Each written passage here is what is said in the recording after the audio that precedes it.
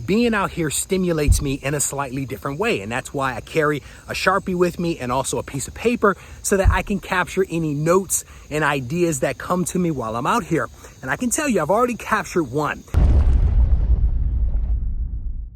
So I was up pretty early this morning, like I am most mornings, and I headed out to the garage to do my fasted cardio. And as I looked around at the different pieces of cardio equipment that I have in the garage, I decided that I didn't want to use any of them this morning. I decided that today might be the day to actually do my cardio outside. So I hit the garage door button and I headed out.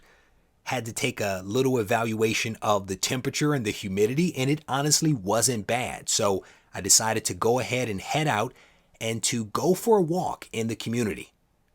I've been trying to do a lot better with my health overall over these last couple of weeks.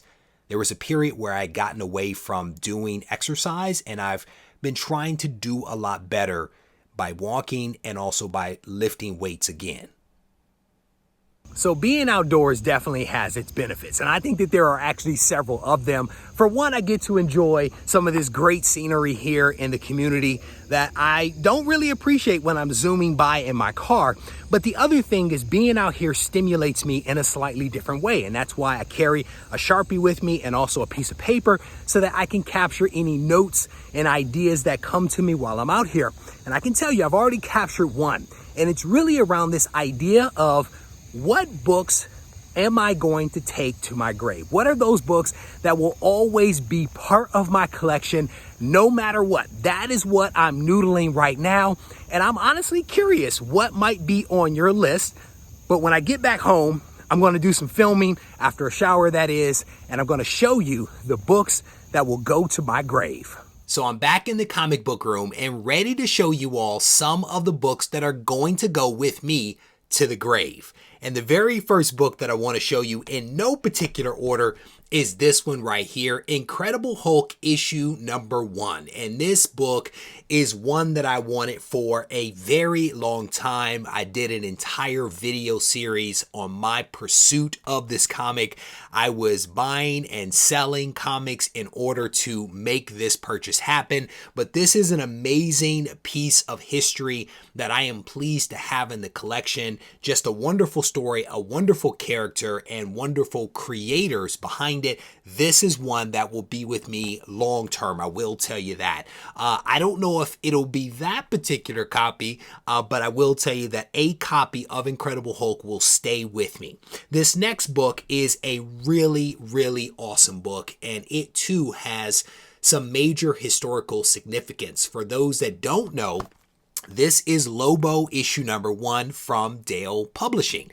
And this is the first black character to have his own title series. And this actually came out before Black Panther. This book came out in 1965. And what's really cool is not only is the cover amazing, but the story is also fantastic. The interior pages are also fantastic. I had a chance to read this thing digitally, and it's an incredible story. It really is. For a Western that's not in my wheelhouse, this is a fantastic book. And again, this copy, more than likely, this copy will be in the collection for a very, very long time.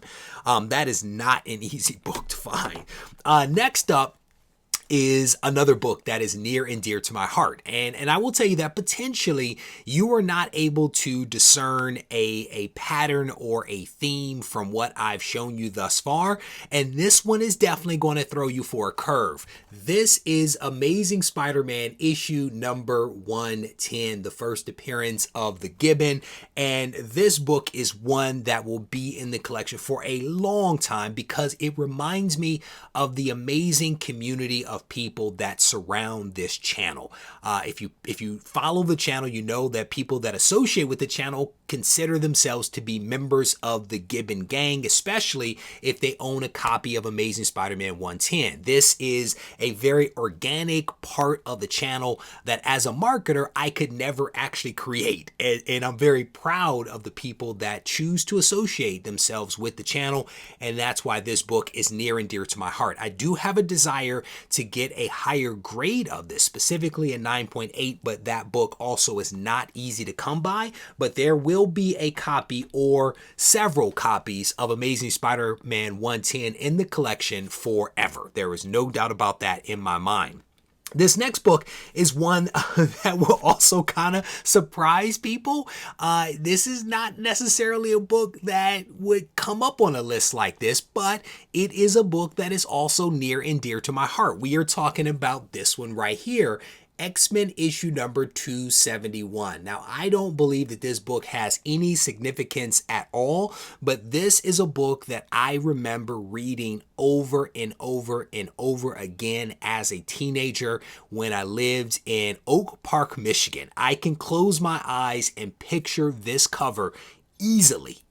And so this is part of the reason why Jim Lee is one of my favorite artists, just because of the impression that he made upon me as a teenager. And I only have this copy in the collection, and it's my original, and this book will be in the collection forever. There is no doubt about that. No need to upgrade it. No need to have multiple copies of it, because that book is just, it's a special book. There's no doubt. All right. The next book is another book that people will not be surprised by at all. This one, probably this exact copy, will go to my grave because I don't think I can afford another copy. Amazing Fantasy issue number 15. And I remember sitting on the sofa next to my wife in California when I actually bought this as part of a live auction on Instagram. I was watching Golden Age Guru and the book came up and I decided to go ahead and snag it. Now, I will tell you, this book could benefit from maybe a clean and a press and maybe new encapsulation, because this is like a first generation case, super thin, flimsy case. It still has the paper on the outside of the slab. So this one could benefit from a reholder if nothing else. But again, just a really fantastic book to have in the collection. I'm very pleased that I was able to pick that book up when I was able to do it. I wish that I could afford a better copy. But you never know. You never know what could happen. This next book is another book that is a really special book to me. It is by far my favorite X-Men book. By far my favorite. And I bought this book also back in California. I want to say it was 2018 when I picked up Giant Size X-Men issue number 1. And this one is 7.5 with off-white pages. I absolutely love the story in this one. I love this version of the X-Men. And again, just a really awesome book to have in the collection. I don't know if I'll ever upgrade that one. 7.5 is not a bad grade in any way, shape, or form. So I don't know. I'm very pleased with that. 8085 would be nice, but what would that cost be versus what I actually have in this book? I don't know. This next book is another book that is also very special to me. This book, maybe not this copy per se, but a version of this book will be in the collection forever. And the reason being, it is my comic, the very first comic book that I have ever put out there. This is Isolation issue number 1. This is specifically the cover 1E, and this one is actually triple signed by Delia Gunderson and Doug Bratton and myself. Just a gorgeous, gorgeous book. The video you're looking at right now does not do this thing justice. You have to see this one in person. I am very proud of the work that went into bringing this to life. And this one, again, will be in the collection forever. The very last book that I'm going to show you is also a very special book, as all of these are. This is a book like some of the others that I wouldn't mind upgrading, that might benefit from a clean and press and all that good stuff.